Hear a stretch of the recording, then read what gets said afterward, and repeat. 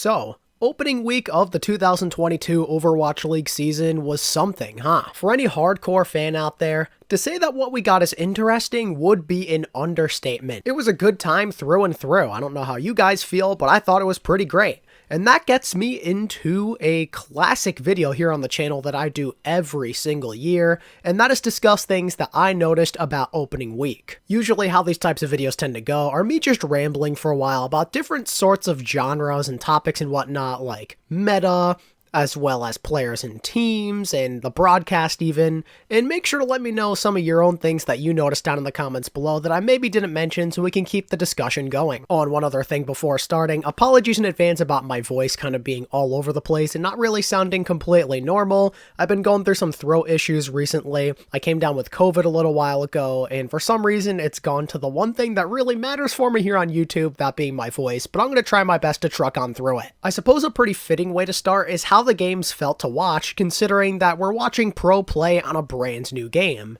So the big thing I think that most of us noticed was that the pace was noticeably faster than in previous years. You were getting a lot more fights in than we'd see in the past, people were quicker to regroup, and we just get a lot more chaos overall. The game felt more simplistic, there were more individual plays and big pop-off moments from stars, and it's not just a DPS either, there was tank and support plays as well. It was pretty awesome. And I guess that's kind of what happens when you have less CC and tanks to screw you over. Players seemed more in control and capable of turning fights. Something else that was pretty cool that kind of brought me back to the old days was that ultimate combos were dependent on quite a bit. It made me feel like I was back during my early days of playing the Overwatch 1 beta, or like the first couple seasons of competitive. Ult combos just felt way more simple, but they're dependent on, you know? There are lots of nano visors and nano blades, and there was just more high value out of them since there's only one tank to shut it down and ults are charging up slower. Something else that was kind of dope that we'll definitely talk about later is the dynamic of off-rolling. That was pretty interesting. Think about Dante on tank, plus a lot of those flex supports playing main support.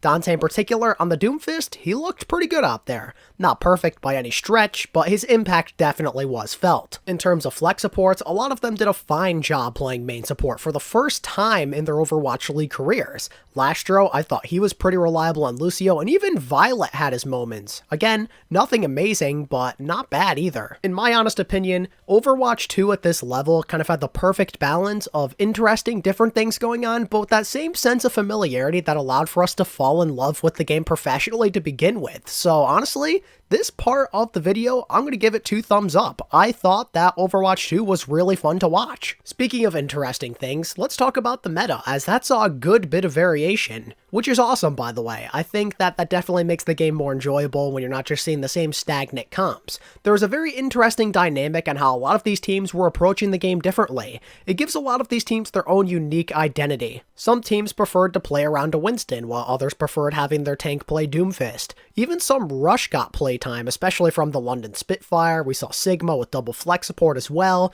It's cool that every single tank except for Orisa got some playtime. Obviously Ball didn't play, but he wasn't even available in the game. So overall, tank saw a good bit of variation, with mainly Monkey and Doom being the big compositional choices. There was a very interesting dynamic going on between the two, as some people believe that Doom is like a good counter to Monkey. It'll be very interesting to see if one side ends up going to the other. Like, it seems like Winston is like the primary tank, but maybe more teams after the first couple of weeks will be convinced that Doom is the answer, or vice versa. I'd like to see where that goes. Speaking of Winston, we saw a lot of him, like a lot more than I thought we'd see. Like I just said, he seems to be like the primary tank option for a majority of teams, at least here in North America at the start, and I can kind of see why. At first I didn't think he was that great, but the more and more I looked on social media, everyone's like, he's a lot better than you think, blah blah blah, and I can kind of see it now. Bubble, it's really hard to break now, especially with there being one less player on each side.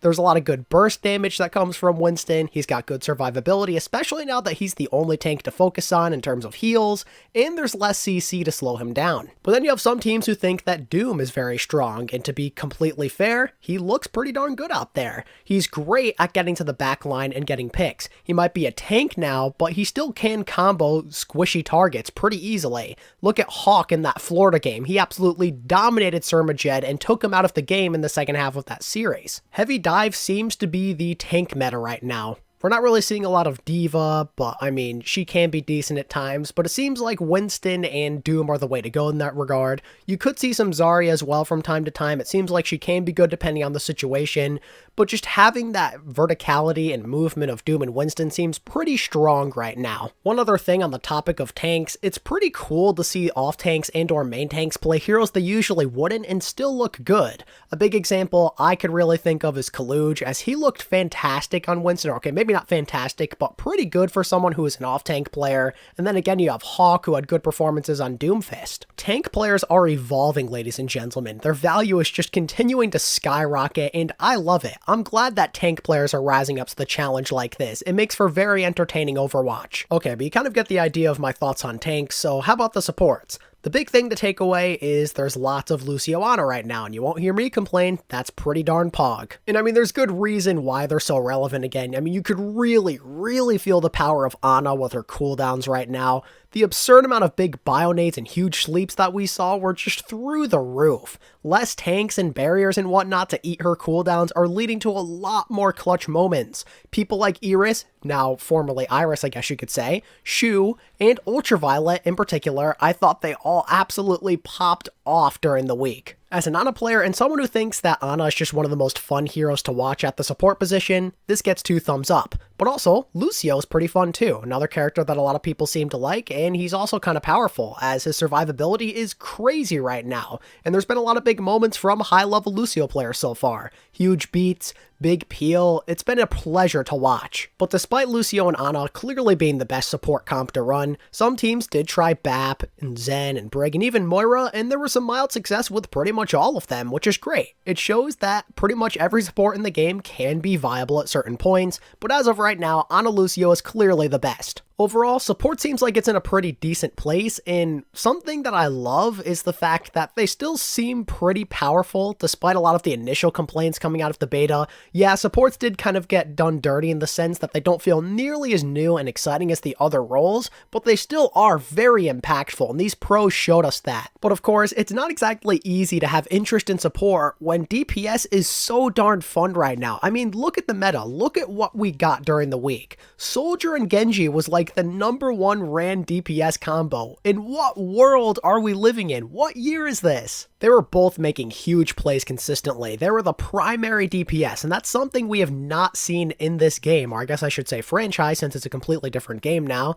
since the early days of competitive Overwatch. I mean, we're talking 2016, 2017. It's been that long since these characters have been super relevant like this at the same time. Overwatch 2 really benefited them greatly, and hopefully they don't get nerfed anytime soon. It is fantastic to see them back into the swing of things. Over time, it could be boring to just see those two, but at least there are other viable options. We saw Tracer, there was a good bit of Echo, Widowmaker was strong, Reaper, etc. I'd love to see some Sojourn in the future, maybe a nice buff. I mean, I just don't think it's going to be enough for now, sadly, but maybe one day. We need to see this new hero in action. But generally, DPS just felt more impactful and more interesting to me in a way. There were so many unique individual plays, there were a couple of 5Ks, and the game felt more FPS-like, I guess you could say. DPS gaps seem more impactful than ever before. I mean, look at what happened in the Washington-Toronto series. If your DPS can't get it going, you seem absolutely screwed now. There's no saving you. The dependence on this role is arguably at an all-time high. And again, with how this is supposed to be an FPS game and whatnot, and your mechanics are supposed to reward you for your efforts, that's a great thing. As of right now, I love the Overwatch 2 meta. Again, it goes back to the simplistic days, which is what people love. We're seeing a lot of the same fun stuff as back in the day. It's so entertaining to watch, but I'm also super pumped to see how the meta evolves over time, and we haven't even seen APAC play yet, so I'd love to see what they have up their sleeves. But until then, I'd like to move on before I talk about the players and teams into the most interesting moment of the week, arguably, as the Mayhem got caught running an illegal strat with Symmetra Teleporter against the Paris Eternal, and this is the first time something like this has ever happened in the league's history. It resulted in them replaying that part of the map, Florida's Attack, and that's something that I really never thought we'd see happen. Redoing a map? That's so rare. Apparently, this rule has always been a thing, but this is the first time it's actually been enforced. Funny thing is, Paris apparently didn't even ask for a map redo. There were complaints from a lot of other team officials saying to redo it. Funny enough, Florida still won the map anyway, which is hilarious to me, but it's a good thing in a way because if they didn't, social media would have been a train wreck. People were literally already complaining as it was, and they still complained even after Florida won the map, so we definitely dodged a bullet in that regard. But you know, I definitely get it, as the complaints, overall, most of them are pretty justified, as it feels like there's been other instances of this happening, but this is the first time that it's been enforced. Think back to that striker ledge moment on Oasis last year. This is something that's happened before in these weird spots that you shouldn't be able to get to. So if Florida lost the map after this rule had never been called up until now, I don't want to even begin to know how ridiculous of a ruckus that would have caused on the timeline. It's curious that Florida didn't really know this was a thing, and I'm also glad that they fully embraced the whole cheater meme thing. That was fantastic. We got a great early season meme this year, boys. Hopefully we get more of them in the future. For all the complaints we got, we definitely got an equal number of hilarious jokes. It definitely made this weekend more enjoyable in a way. Obviously it was really weird when that whole situation went down, but I can look back at it and laugh, and hopefully you can too. As a follower on my Twitter said, "You aren't a real sport until the officials make a questionable, rage-inducing decision like this one. Overwatch League has made it, boys. We're a real sport now." But in all seriousness, that was not something I expected to get out of the weekend, and I'd love to hear your thoughts on it down in the comments below. But now, let's move on to what I noticed about some of the players and the teams. I'm not going to go over everybody, but I'm going to talk about everything that was super interesting to me that I could remember to write down before sitting down to record. Where I'd like to start this video is the rookies, as a lot of them looked pretty good, showing that this is a solid rookie class. People like Proper, Kaluj, Kilo, Surmajed, Ultraviolet, Kellen, Hydron, Merritt, Reiner, Pattypan, Someone, Charong, Sam, Finn, they all had shining moments amongst others. The competition this year could be rather heated for that Rookie of the Year award, and I'm all for it. I feel like a lot of the time the Rookie of the Year award seems pretty obvious, so if we can continue down this track, that would be fantastic. In terms of who I think left the most long-lasting impression on me, I think I gotta go with Ultraviolet as like my standout rookie so far. Man had himself a weekend. He went off on that Ana. He looked disgusting, like a top tier player for sure. What a fantastic signing by the Atlanta Reign. Close behind, I have pretty much all of the Shock rookies. They all did a great job. Surmajed had a very underrated weekend as well. He made some big time plays for Florida, especially in that Paris victory they had.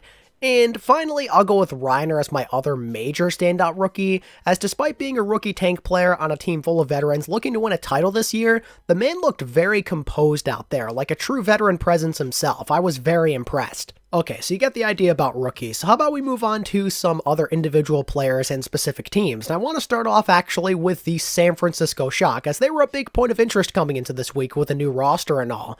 And even though they had all of these rookies in a brand new roster, they still largely felt the same to me.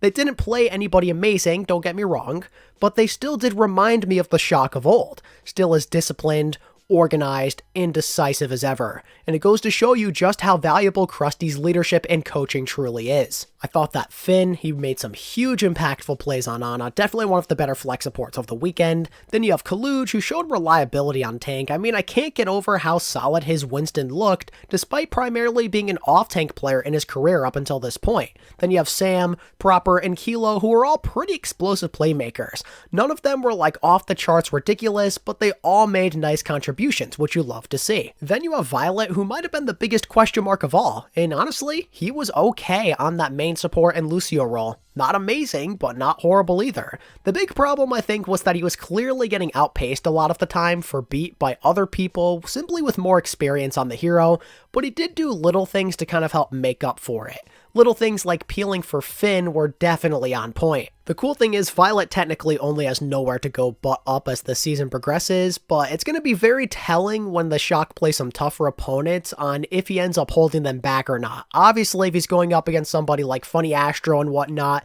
that's going to be a huge challenge. Can he handle it? I guess we're going to find out soon enough. Now let's move on to another team that was pretty interesting this week in the Florida Mayhem, and they seem to be every bit of the dark horse that a bunch of people thought they were. Admittedly, they look even cleaner than I thought. They're very dangerous. I mean, they pushed the Atlanta Reign very hard, super duper hard in fact, and they beat the Paris Eternal rather convincingly. This is definitely a team you want to watch out for. Someone was looking pretty decent on the tank role. I thought that Hydron had his moments, definitely some things he's got to work on, but overall, very good playmaker. Checkmate, he's truly on a redemption arc here. His Genji looked solid. I'm really happy with his progression and just the opportunity to get another chance to prove himself. And as I said before, Surmajed was amazing, super fantastic on, and even Animo had his moments, pretty consistent Lucio. Overall, the Florida Mayhem as a unit showed that they are no joke, and they're rising towards that mid-tier status already, and they could be dangerous even to some of the high-level teams, as the Atlanta Reign found out. You really got to give a round of applause to the Florida Mayhem management for figuring stuff out, going through this rebuild, and arguably being better off than they were before. I mean, wow. That 2020 Florida core, when they left, I think a lot of people were convinced they weren't going to be good anymore, but here they are. They figured out a way. It reminds me a lot of the 2020 Valiant, and I couldn't be happier for the Mayhem and their fan base because they're still exciting even after making all those sad changes. Good on them. Alright, cool. So now let's talk about the Atlanta Reign, who also looked pretty good. They were pretty hyped up this year, and while I don't think they looked amazing against the Mayhem, they could have easily lost the series and everything, they still did play better as time went on, which is a great sign. They showed they still can make adjustments and adapt and whatnot, and the weird thing was they insisted on playing Doom. And while it looked good a lot of the time, there were moments where it seemed to be failing, but they continued to play it anyway in that Florida series. However, the Reign did maintain control overall throughout the week and looked pretty solid. They're one of the teams cashing in on the Doomfist philosophy, and they're very exciting to watch. And the good news is, a lot of their players appear to be quite legit still, even after the Iris and Pelican losses. Ultraviolet, Nero, and Kai all looked really good.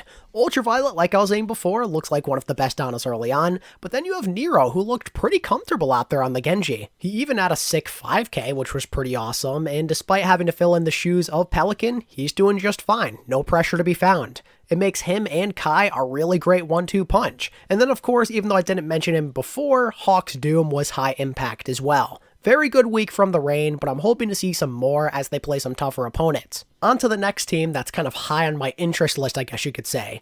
That's going to be the NYXL, who struggled pretty bad throughout the week. They felt extremely one-dimensional, they depended way too much on Yaki to make the plays himself, they stuck with the same comps a lot, and they were just not very flexible. They felt super split, their coordination and synergy was not there, they didn't play aggressively enough, they weren't decisive, everything seemed out of whack for them. I'm used to Kuki-led teams being a lot more disciplined, so very disappointing on that end. It was just so concerning to me that those rumors ended up being true. Their coordination and synergy is quite off. It seemed like they were very stuck in their ways, like they weren't comfortable out there in some regards. They were refusing, especially in that Gladiators game, to make any swaps at all practically. And it didn't help that their support line didn't look that comfortable at times. Myeongbong was hitting some good plays on the Ana, I guess, but Gangnam Jin didn't look fantastic on the Lucio, sadly. And again, Yaki was just the only guy who seemed to be getting anything going, and you're in trouble if that's the case because it's a team game. And even then, he wasn't even playing the optimal character a lot of the time, as he was just sticking with that Echo even though he was getting picked out of the sky constantly. I really don't understand the logic. I don't know what was happening with Flora either. He didn't look extremely comfortable either. The NYXL need to regroup, and they've got to do it now, ladies and gentlemen. They're in trouble. More so on the opposite side of the spectrum now, we have the Houston Outlaws, who started off their week by coming out swinging. Their synergy in that Dallas game was absurd. They played some of the most clean Overwatch I've seen in a while. Dante on tank was pretty pog. He appears to be one of the better Doomfist players right now, which is awesome. And right now, the Outlaws seem like one of the more competitive teams in North America, despite going 1-1. Overall, I was relatively happy with how the Outlaws played, but I'm a bit disappointed with their inconsistencies. If they want to be different from other Outlaws teams of the past, this is something they need to fix. I just don't understand how you can absolutely dismantle the Dallas Fuel, aka one of the best teams, and then lose to the Toronto Defiant. Like, the Defiant are no joke, don't get me wrong, but come on. That just seems really weird to me. It's always going to be hard to justify the Outlaws as some sort of tournament or playoff favorite if they can't figure out this consistency issue. What are they going to do? I don't really know. But on the bright side, they were only one map away from going 2-0, so it could be worse. That's something that I've got to say, right? The Outlaws, this was supposed to be a really tough opening week for them, so the fact that they did split is going to make most fans happy despite knowing that they were very close to going 2-0. I'll take that if I'm an Outlaws fan. This was not an easy week by any means. And I mean, on the brightest note for a bunch of the Outlaws fans out there, your players looked good and confident out there. Iris, I mean, he was nuts all week, man. He's definitely a top Ana player early on. He was hitting all sorts of nutty sleep darts and bionades and whatnot, and I'm happy for him. A lot of people for some reason thought he was just a BAP one trick, so I'm glad that he's proving himself to the rest of the world in other roles. Along with Iris, his teammate on Atlanta Pelican is looking pretty good too. He hasn't missed a beat since joining this new team environment, and he still appears to be a superstar playmaker that you can always depend on. Then as I said before, Lastro did okay on Lucio, nothing special, but he looked pretty decent for somebody who's played flex support his whole career, that's for sure. Then Dante, he looked good on Doom, the team played around him well, and Merritt, their new rookie, he seems like a pretty good hit scan option. Definitely not superstar material just yet, but I was pretty happy with how he played as well. And while we're on the topic of Texas, that gets me into the Dallas Fuel, and what an interesting week for them. They start by getting completely dismantled by the Houston Outlaws. I mean, it wasn't even close. This was a huge blowout, and it was a bit concerning at first. It made me wonder if the Fuel had what it took. But then, in the typical Fuel fashion, they bounced back very well against the Washington Justice with a nice 3-0, but now I'm kind of curious about where they stand in the food chain. Could Houston have gotten lucky, or maybe the Dallas Fuel just weren't ready? Were the Fuel just off to a slow start in that first game? I don't really know. Their match against the Gladiators is going to be very telling on where they stand. I'm kind of interested to know if there's just certain compositions that the Fuel don't do well against. I mean, hit scan in that regard, they seem a lot better now. Edison did just fine in my opinion, nothing to complain about there. But it seemed like the Doomfist pick might have thrown them off. I don't know what it was. They seemed a lot happier in that mirror match when Mag was playing Winston, and then when Kalios tried to challenge Hanbin on Zarya. They were right at home in those scenarios, but the moment that Doomfist came into the equation, something fell off. And I'm wondering if that's something that other teams are going to exploit moving forward. I'd love to see how they match up with like the Atlanta Reign, let's say. Could the Fuel be going through a similar issue that they did with Wrecking Ball from last year? Do you guys remember that? I mean, Fearless was having a super tough time adjusting with that, and we saw the Chengdu Hunters beaten down on them because of it. Maybe Doom is like that next bugaboo that they have to get through now. The good news for them, though, is they have a lot of options to kind of counter it if they do feel it's an issue. And obviously, a lot of their players still look really good out there, so talent definitely isn't a problem. I don't believe that solo tank is an issue for them as well. Hanbin and Fearless still had their moments. I thought that Sparkle looked good on Genji still. Edison, again, he did fine. The supports looked good. Dallas, I don't really know what to think right now. Are they going to be as consistent as they were last year? They could still be a perfectly acceptable top-level team in the Overwatch League. They have way too much talent to not be at that level, right? I don't know. I guess we'll see. The final team I wanted to bring up is the Washington Justice, who I also thought were pretty interesting. They were not amazing by any means, but they did show some impressive adjustments in that Toronto series. The supports, they were clearly struggling early on, but they changed their playstyle. They were playing more on the front lines almost, it felt like, and it was very successful. But more importantly, arguably, Happy did his classic, amazing season debut thing that he did last year. But can he keep it going? That's the real question, right? He was absolutely insane against Toronto. He crushed them. He was the X Factor. His Widow was nuts. But I don't really know if he's going to be able to be that same player over and over again. We didn't really see much of it in the Dallas series, for example. So I don't know what to think. Is that inconsistency going to continue to plague him? Is he going to have a better chance now that DPS is stronger? I don't know. Justice, right now, to me, feel very inconsistent overall, which makes me think that not a lot has changed compared to last year. The support line at times was just greatly struggling early on in the Toronto series, mostly in the Dallas series as well. Then Mag and Kalios didn't do too hot in the Dallas series. They clearly got outplayed, and again, Happy's inconsistent, and even Decay wasn't that amazing at times. I'm honestly surprised that he's the one playing Genji. I've never been a massive fan of his Genji to begin with, so I thought for sure we'd get Assassin, but no. Are the Justice in this really weird state where they're going to be depending on their DPS to do everything? That's definitely a recipe for failure if you ask me, considering that Happy is inconsistent, Decay doesn't look as good as he did during his Dallas days anymore, and he's playing Genji on top of it. The Justice are in a very weird spot, and I'm still a little surprised that they beat Toronto because of it. The bright side is they showed me they can make adjustments, but against the highest level teams, it's clearly not going to slide, which is a problem because that's what the Justice are aiming for after last year's disappointment. But hey, at the very least, they went 1-1 through the week. It was a tough week for them just like with Houston, so you take that if you're a Washington fan all day, every day. A lot of teams actually went 1-1, or there are a bunch of surprising results in general from teams who didn't look that good beating teams that you thought they'd be worse than. I think back to Boston almost blowing that game to Vancouver, or London 3-0ing the Vancouver Titans after getting dismantled by the Shock and the Titans looking pretty okay against the Uprising.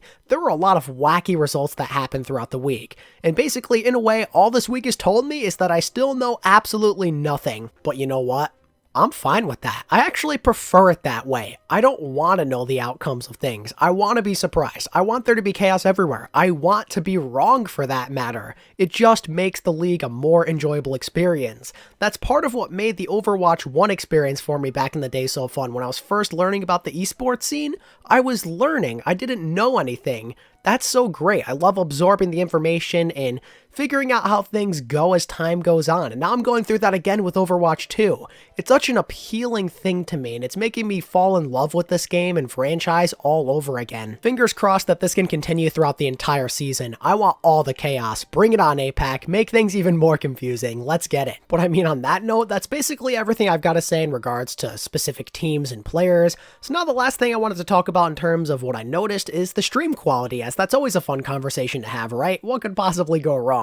Let's start with LAN events. So the Houston Outlaws home game, it was pretty good. It showed that LAN events are still as good as ever for Overwatch Esports. I mean, the crowd was super into it. A lot of energy going on, and it just makes for a better overall viewing experience. It was a great time. Fingers crossed that we get a lot more of these in the future. Again, we have the Toronto and Dallas ones coming up in the future, but if we could get some more, that would be great. In terms of how it felt watching from home, online, I mean, you know, there were some issues for sure, especially on opening day. There was a ton of stuttering and lag, and that wasn't great for the people co-streaming like myself, as there were times where the stream was borderline unwatchable. Not the greatest when considering that the stream did peak at over 100k viewers during the day, and in fact, the opening day VOD has over 1 million views at this point, so over 1 million people watched a poor quality stream by a professional esports league.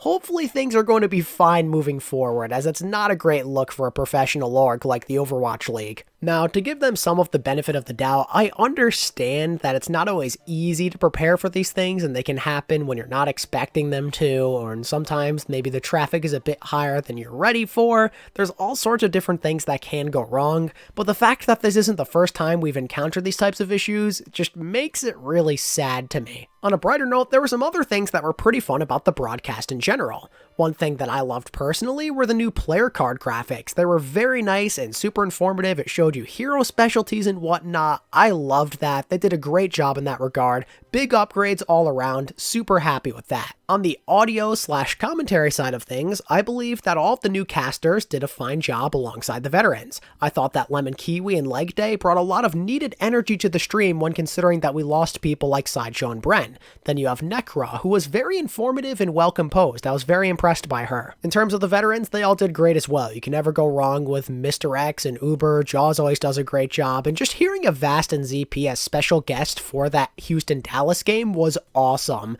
I really hope that they bring out more special guests like this for future LAN events, maybe like Sideshow and Bren, let's say. Let's get on it, Overwatch League. Let's do it. If that wasn't enough, I also kind of just thought that the desk in general was more engaging. It sucks that Reinforce wasn't there because of COVID issues, but having those guys together live in the same studio, that was beautiful. Absolutely loved it. On one other thing before we move on, co-streaming was also a pretty big success in my eyes. I didn't get to pay attention to a lot of the streams going on as I was busy with one of my own, but there were a lot of different viewing options, which kind of just gave the fans more ways to entertain themselves, especially when you have somebody like Sideshow who has some amazing co-streams. I mean, if you go back and look, he has some of the most iconic co-streams ever, and they're so funny. It's great to have him back in some way, shape, or form. It gives him more opportunities to be involved with Overwatch League, and I'm sure somebody like Bren could get involved too in the future. future. I mean, I myself got to be in it, and I loved every second of it. It was so much fun, and I hope you guys enjoyed it too. Fingers crossed that a lot more of these co-streaming things happen in the future. This is a bright way to further enhance the viewer experience for the Overwatch League and get more people into it. So honestly, when combining all of those factors, the broadcast really wasn't that bad. It was nowhere near perfect because of the stuttering and the lag and whatnot, but it could have been a lot worse as well, and I firmly do believe that a lot of people still did enjoy their time throughout the week. Let's see how things go in this upcoming week, right? But anyway,